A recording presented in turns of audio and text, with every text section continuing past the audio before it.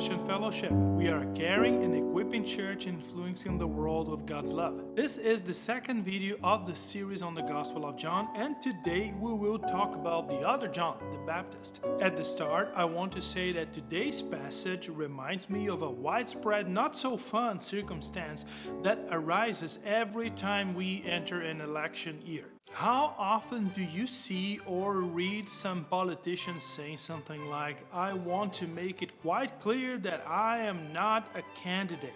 You hear that said over and over as they jostle for position before a major election, right? No, they are not going to stand. No, they have no intention of running for office. No, they are going to sit this one out. And then, surprise, surprise, suddenly they make a speech saying that friends and family have encouraged them, or that pressure has been put on them, or that for the good of the country they now intend to run after all. And we have become quite cynical about it, right? But here in this passage, we have a story about a man pushing himself forward in the public eye, gaining a large following, and then refusing to claim any of the offices they were eager to give to him. Let's take a look at the second passage of the Gospel's first chapter.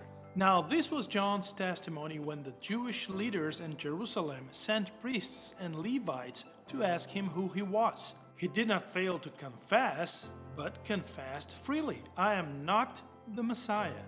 They asked him, "Then who are you? Are you Elijah?" He said, "No, I'm not." "Are you the prophet?" He answered, "No." Finally, they said, "Who are you? Give us an answer to take back to those who sent us. What do you say about yourself?" John replied in the words of Isaiah the prophet, "I am the voice of one calling in the wilderness. Make straight the way for the Lord." Now the Pharisees who had been sent questioned him, "Why then do you baptize if you are not the Messiah, nor Elijah, nor the prophet?" "I baptize with water," John replied, "but among you stands one you do not know. He is the one who comes after me, the straps of whose sandals I am not worthy to untie." This all happened at Bethany on the other side of the Jordan, where John was baptizing. Okay, so what is going on here? The dialogue seems to want to reveal much more than what the text conveys at first glance, right? John the Baptist was approached by an official priestly delegation from Jerusalem, and that's no small thing. His identity and the nature of his ministry are at stake. First, priests and Levites come to John, later the Pharisees themselves. Well, things are getting serious here. Priests and Levites used to work mainly in and around the temple area. They were specialists in ritual purification, and therefore they were the ones most capable of dealing with issues arising from the Baptist's ministry. It is evident that authorities are keen on controlling any activity that might lead to subversive actions against Rome. Although this incident seems to be nothing but an innocent fact-finding mission, it reveals that the Jerusalem authorities kept a watchful eye on John's activities. And John knows this and responds to the interrogation rather guardedly, only gradually revealing his true identity. This delegation aims to challenge John's legitimacy to engage in his ministry. The very fact that emissaries from the Jerusalem authorities show up on John's doorstep serves as a show of power.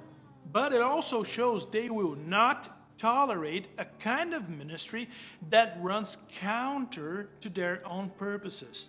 Now, the other John, the person whom this gospel is attributed, there's the writer of this gospel, assumes that we readers know a certain amount about the offices or leadership capabilities that many Jews were expecting at that time. For example, do we know the Messiah? Well, of course, this one is easy, right? We have heard of him many times. The Messiah is the king from the house of David, the king who would overthrow all injustice and rule over Israel, well, perhaps the whole world too, because at that time they were not so sure about his powers and his domain's reach. But John denies quite firmly that he is the Messiah and seems to mean it. After all, he's not doing messianic things, right? But what about Elijah and then the prophet? Because for centuries the Jews had read in the Bible that the great prophet Elijah would return before the great and terrible day of the Lord. Elijah, it seems, hadn't died in an ordinary way, but had been taken up to heaven directly. Now, many believed he would return to herald God's new day. Indeed, many early followers of Jesus thought that John was in fact Elijah. But anyway, John clearly didn't want anyone thinking he was Elijah. But let's keep moving forward. Elijah wasn't the only great prophet. Most in Jesus' day would have ranked him second to Moses himself. God promises that he will raise up a prophet like Moses to lead the people. Moses once told the people, "The Lord your God will raise up for you a prophet like me from among you, from your fellow Israelites, and you must listen to him."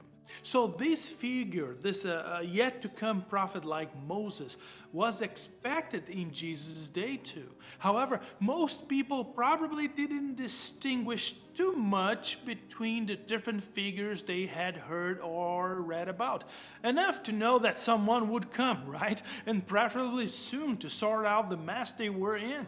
But the thing is that John refused all such titles. A group of priests and Levites, the temple staff, came to check him out, sent by the Pharisees, who were among the leading pressure groups of that time. They had their own reasons for wanting to keep tabs on people. If someone was behaving in a strange new way, announcing a message from God, they wanted to know about it. And if there is something John was indeed doing, well, it was behaving strangely, right? You see, Old Testament scriptures had not spoken of a prophet who would come and plunge people into the water. No. So why is he doing it? We've never heard about this thing. Is this a new ritual? Yes, of course, they knew the story of Naaman, the leper, who Elisha told to bathe in the Jordan River 7 times. But that was a different thing.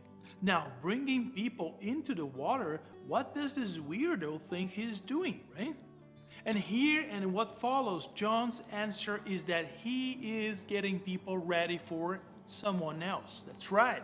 The one claim he makes is that he is a voice. Apart from his belief that Israel's God has commanded him to baptize people in the water, he understands that he is the voice spoken of by Isaiah. In that same passage where Isaiah speaks of the grass withering but the word of God is standing forever. You remember that, right? And therefore, John, the writer of the gospel, wants us to connect the work of the Baptist and the prologue of his gospel we seen last week. He wants his readers to understand not only that there is a voice, but also that this voice commands us to get the road straightened out. The Master is coming.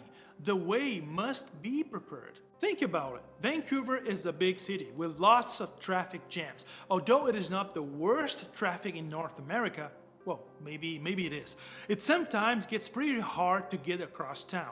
So all of us constantly hear sirens blaring as a police car or fire engine or ambulance attempts to make its way through heavy traffic to yet another emergency. And that is precisely the sort of task John the Baptist claims he must do, sounding his siren to clear a path for the one who is coming behind him. Last week in the prologue, we were given this picture about John. He was not the light, but he came to give evidence about the light. He is of secondary importance to the Messiah, although he comes before him in temporal sequence. The reason he comes before him, of course, is that he has to, in order to clear the way ahead. John the Baptist occupies a position like this in all the Gospels, and indeed within the early Christian proclamation as a whole. Because the early Jesus movement, there is the early church, looked back to John as its launchpad.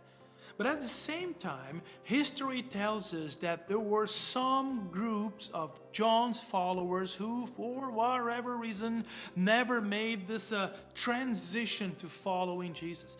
It is possible that the writer of this gospel, the Gospel of John, aware of such groups, is wanting to emphasize that John the Baptist insisted that people should follow Jesus, not himself. And he really meant it. So one of the many points to ponder about the strange character of John the Baptist is how all disciples of Jesus, including you and me, are called to the same attitude that John had.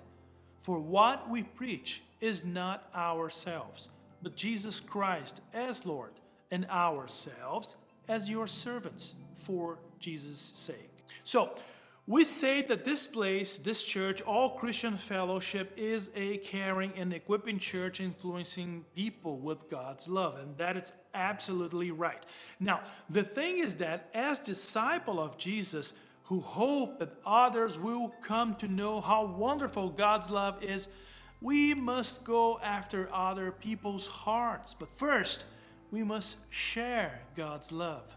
You see, some Christians' frustration arises out of disappointment towards those who won't change or seemingly don't listen to their advice, right?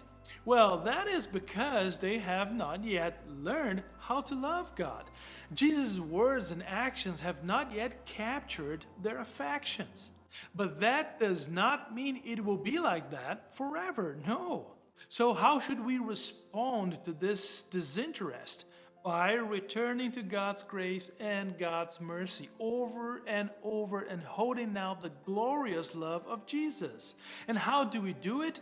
Well, showing the way to people, not trying to change people. No, we do not need to transform them. We are not God. We are the voices of one calling in the wilderness.